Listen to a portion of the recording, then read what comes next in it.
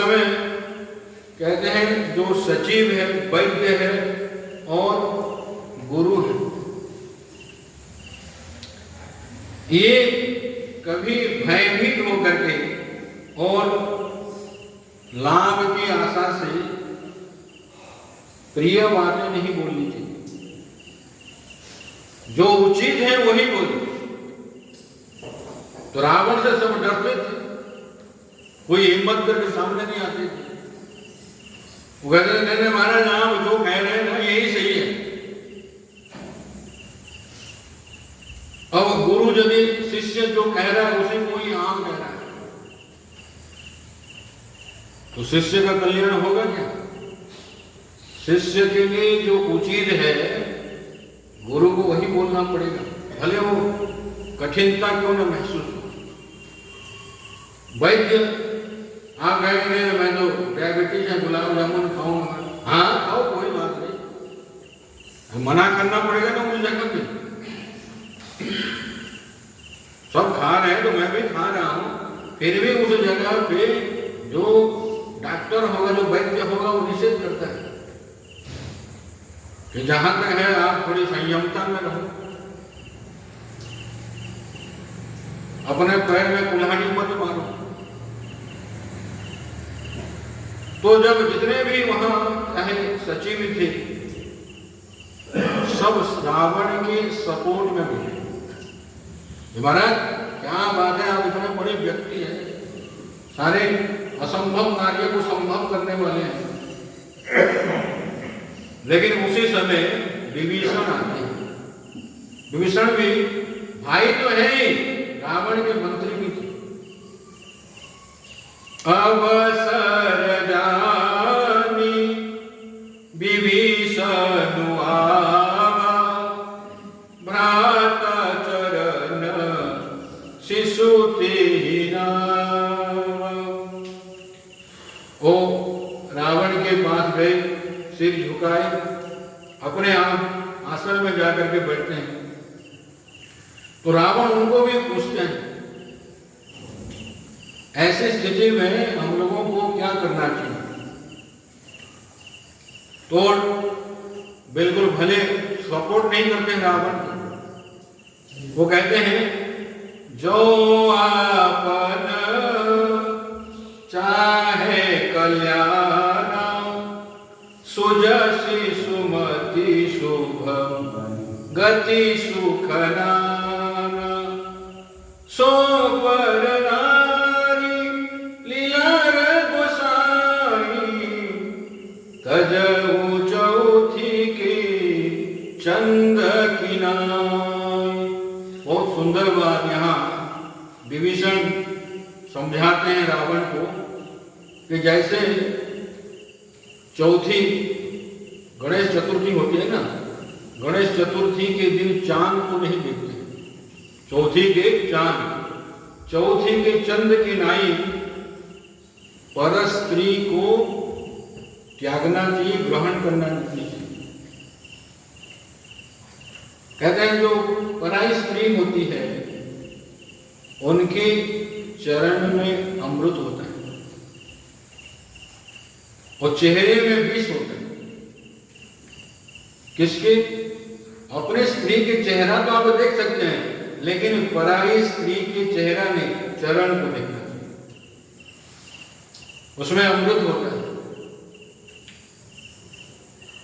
और यहां कहते हैं कि आप भगवान राम की जो स्त्री है, भगवती सीता है, जिनको लोग देखना नहीं चाहते हैं, वो पराई स्त्री है, दूसरे की स्त्री है, आप उनको अपहरण करके लेकर के आए।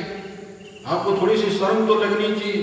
आप इतने बड़े प्रकांड विद्वान अपने आप को मानते हैं, 4 वेदों के ज्ञाता अपने आप को मानते हैं। तो इसलिए आप इसी में कल्याण समझिए कि आप भगवती सीता को सामने करके लौटा दीजिए और राम आपको क्षमा कर दें। अब रावण को लगा कि भाई देखो ये खाता मेरा है, गवर्नमेंट के मकान पे रहता है, लाल बत्ती की गाड़ी में घूम रहा है, और मेरा जो शत्रु राम है उनका गुणगान कर रहा है। तो रावण गुस्से में आ जाता है कि आप मेरे पूर्व में रह करके तपस्वियों का गुणगान कर रहा है। क्रोध में आते हैं, अस कहि कीन्हे से चरण प्रहार अनुज गहे पद बारहि बार। अच्छा, वो नीचे बैठे हैं विभीषण जी, विनती कर रहे हैं कि आप सीता माता को लौटा दीजिए। और रावण खड़ा होकर के एक लात छाती में लगाता है, तो विभीषण गिर जाते हैं।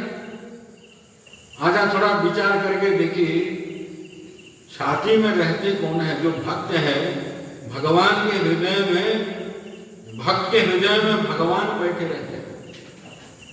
रावण लात तो मारा विभीषण को, लेकिन लगा किसको? भगवान को, क्योंकि हृदय में भगवान बैठे हैं। जो भगवत चिंतन में दिन रात लगे हुए रहते हैं, उसमें प्रकट रूप से भगवान रहते हैं। तो रावण लात मारता है, फिर भी विभीषण पैर पकड़ते हैं कि आप ज्येष्ठ भ्रातः पितुः समः, आप मेरे बड़े भाई हैं, पिता तुल्य है, और मैं जो कह रहा हूं ये सत्य बात कह रहा हूं कि आप इस बात को अन्यथा न लीजिए, आप स्वीकार करिए और सीता माता को लौटा दीजिए। अरे भाई, जिसकी संपत्ति है उसको आप लौटा दो, ठीक है। गलती से आप ले आए, अभी ज्ञान करके, जान करके आप उनको लौटा दो। अब रावण कहता है, देखो ये इतने मूर्ख आदमी है कि मेरे पास रहता है, मेरा नमक खा रहा है और नमक हरामी कर रहा है। तो उस समय समझाने के बाद भी जब रावण नहीं समझा, तो उस समय विभीषण को लगा कि भाई चलो ठीक है। और रावण कहता है, भाग मेरे राज्य से, मैं तेरा चेहरा देखना नहीं चाहता। जिसका गुणगान कर रहा है उसके पास ना। तो उस समय देखो, जब विभीषण भगवान के शरण में जा रहे हैं, तो घर में नहीं गए, चलो एक पत्नी को भी बता देता हूं मैं कि अभी मैं भगवान के पास जा रहा हूं, पता नहीं फिर लौटूंगा कि नहीं लौटूंगा, बता देता हूं। चलो पत्नी को नहीं पता है तो लड़के लड़कियों को तो बता देता हूं, वो किसी को बता। जैसे ही लात लगी और रावण उनको भगाए, तो किसी के पास नहीं मिले। लेकिन उनके साथ में कौन थे? इसमें रामचरितमानस में कह रहे हैं, सचिव संग नभ पथ गयो, सबई सुनाई कहत अस भयो। साथ में सचिव है। अब यहां रामचरितमानस में कहते हैं, सचिव कौन है? सचिव सत्य श्रद्धा प्रिय नारी, माधव सरीस मातु हितकारी। सचिव का अभिप्राय होता है सत्य। दूसरी बात है, सचिव का अभिप्राय है जो शास्त्रीय राय उपस्थापन करने वाले, सलाह देने वाले। मंत्री का मतलब होता है सलाहकार, जो उचित सलाह देने वाले। तो आप जब जा रहे हैं छोड़ करके, अथवा सोच लीजिए कि आप यात्रा में जा रहे हैं,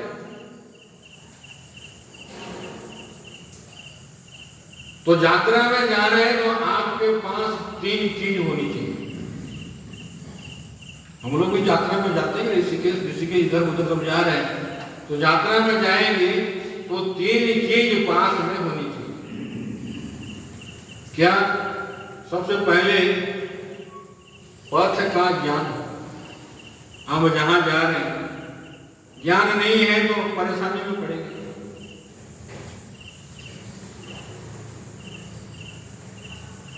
दूसरा प्रकाश। एक तो पथ है, दूसरा मार्ग में जाने के लिए प्रकाश भी तो होना चाहिए, और तीसरा कम सामान।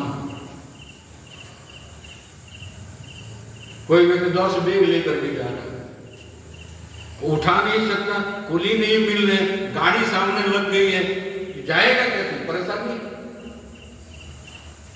कई बार परेशानी का सामना करना पड़ता है। तो सबसे पहली चीज है पथ, और पथ का अभिप्राय गुरु आपको मार्ग दिखाते हैं। जो साधक साधिका है उनको मार्ग दिखाने वाले कौन है? गुरु। क्यों? सबकी जानकारी गुरु के पास है। आप जिस पथ पे जा रहे हैं उसका ज्ञान गुरु को पता है। चाहे अमुक जगह से आप भोजन ले लेना, अमुक जगह पे वहां रहने के लिए, स्नान शौच के लिए आपको कमरा मिल जाएगा, ये मिल जाएगा, वो मिल जाएगा। तो ये ज्ञान कराने वाले हैं गुरु। तो ये पथ जानना चाहिए जहां आप जा रहे हैं। दूसरा है प्रकाश। प्रकाश का अभिप्राय होता है सत्य।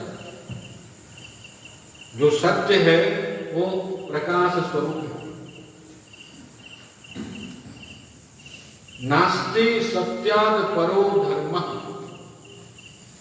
सत्य से बढ़कर दूसरा धर्म नहीं। तो इसलिए जीवन में जब भी सत्य का जो आचरण करने वाला है,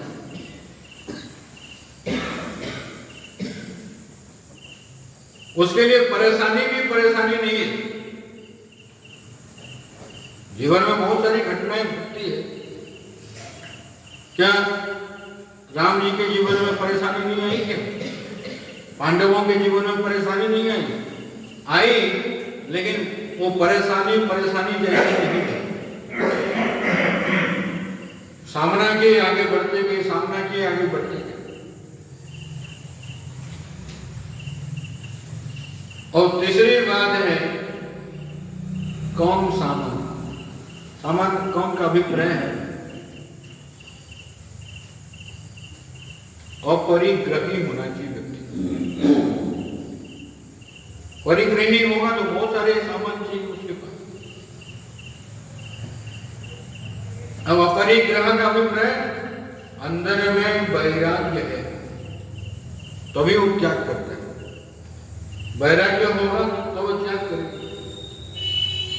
वैराग्य का अभाव होगा तो सब समेटने के चक्कर में रहता है, इकट्ठा करने के चक्कर में। जो फेंकने वाली चीज भी होगी ना वो भी घर में व्यक्ति रखता है। किसी काम की भी नहीं है लेकिन किसी को देखा भी नहीं, शायद कभी काम आ जाए।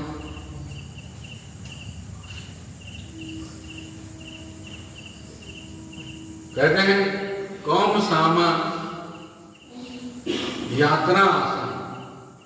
सामान यदि कम होगा ना तो आराम से गाड़ी में चढ़ जाएगा, गाड़ी से उतर जाएगा।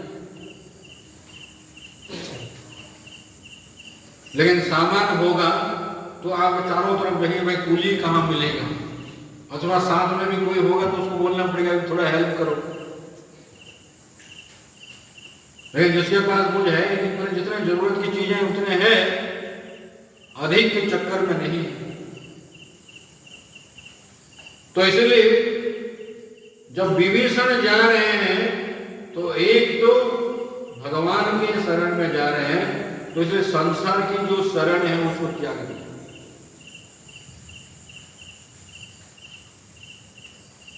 अब गीता में भी कहते हैं भगवान, मामेकम शरणम व्रज, आप मेरी शरण में आ जाओ। तो इसलिए सर्वधर्मान परित्यज्य मामेकम शरणम व्रज। अब संसार को यदि आप आश्रय मानेंगे, किसको? संसार को यदि आप आश्रय मानेंगे, संसार स्वयं नश्वर है। लेकिन हम लोगों को पता जब तक नहीं है तब तक ऐसा लगता है बैंक में थोड़ा सा पैसा होगा तो काम आएगा, कोई व्यक्ति साथ में है तो काम आएगा। माने संसार के प्रति हम लोग आस्थावान होते हैं, संसार को ही आश्रय मान लेते हैं। कभी आप विचार करके देखना, जिसको आप आश्रय मान रहे हो उसका कोई ठिकाना नहीं है। जिसको आप आश्रय मान रहे हो कि मैं साथ दूंगा, और उसका यदि राम नाम सत्य हो गया तो क्या करेंगे आप? जो कहेगा मैं साथ दूंगा, कह सकते हैं, कहते हैं, लेकिन क्या पता है कि रात में सोते सोते चिर निद्रा में चला गया, तो सवेरे पता लगा कि भाई वो तो साथ देने के लिए बोला था, वो पहले ही चला गया। सचमुच में साथी तो परमात्मा है। सबके जो आश्रय दाता है वो परमात्मा है। तो इसलिए विभीषण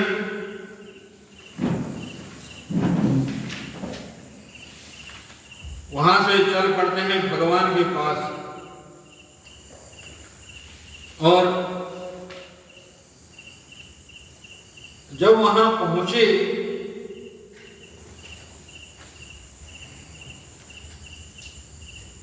जब उस पार बंदर और भालू सब एकत्रित हैं, विभीषण जब वहां पहुंचते हैं, आपस में कानाफूसी शुरू हो जाती है। अरे शत्रु के राज्य से कोई आया हुआ है, क्या पता है कि कुछ भेद जानना चाहता है। तो आपस में वहां विचार मंथन हुआ, और सुग्रीव तो राजा थे, सबके हेड थे सुग्रीव। तो सुग्रीव ने कहा कि देखो ऐसा है, इसको बोरी में बांध लो और समुद्र में फेंको इसको। ये भेदिया है, भेद जानने के लिए आया हुआ है, और दूसरी बात ये उसका भाई है। तो इसलिए इसको जितना जल्दी हो सके, ये एक बीमारी है, इसको नष्ट करो।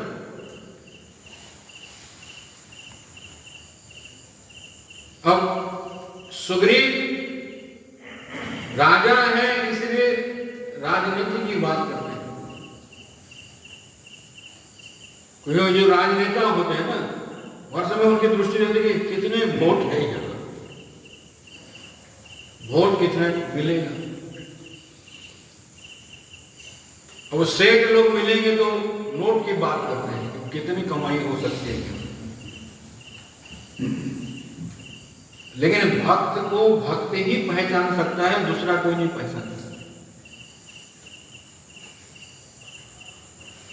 तो इसलिए सुग्रीव आदि उसको पकड़ करके, वो तो शरण में आया है, सब कुछ छोड़ करके आया है, निहत्ते आया है,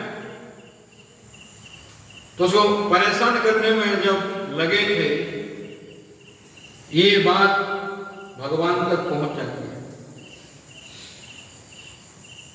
तो भगवान कहते हैं कि हनुमान से पूछते हैं, आप अपने राय बताओ। तो हनुमान ने कहा कि प्रभु, विभीषण संत है, विभीषण संत है, और आपके शरण में जब आया है तो आप उसको स्वीकार करो।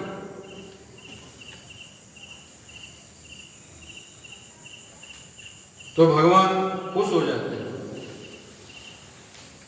और हनुमान को ही कहते हैं कि आओ जा करके उसको लेकर के आओ। और हनुमान जी विभीषण को वचन दे रखे थे लंका में, तुम मुझे माता का दर्शन करा दो, मैं तुमको पिता का दर्शन करा दूंगा। तो विभीषण तो अपनी बात चरितार्थ कर चुके हैं, सीता माता का दर्शन करा दे, कहाँ सीता माता है, कैसे उनको मिलना है, वो सब बता दिया। और अभी राम जी के शरण में जब विभीषण आए हैं तो हनुमान जी उसमें साथ देते हैं कि ये संत है। उस संत को संत ही पहचान सकता है अथवा भगवंत पहचान सकते, भगवान है तो संत। संत को पहचानने के लिए आपके अंदर भी संत जैसे गुण होना चाहिए। तो गुण होगा तो व्यक्ति पहचानेगा। तो इसलिए भगवान कहते हैं, देखो जो शरणागत को त्याग करता है वो नरक में जाता है। कोई भी शरण में आए, चाहे वो कोई भी है, शरण में यदि आया है तो उसको स्वीकार करना चाहिए, ये मेरा धर्म है। भगवान कहते हैं जो सभीत आवा शरणाई रखी होताई प्राण की नाई। ये भले राक्षस है लेकिन मेरे शरण में जब आ गया है तो इसीलिए मैं प्राण के जैसे इसकी सुरक्षा करूंगा। प्राण जैसे, प्राण की नाई। और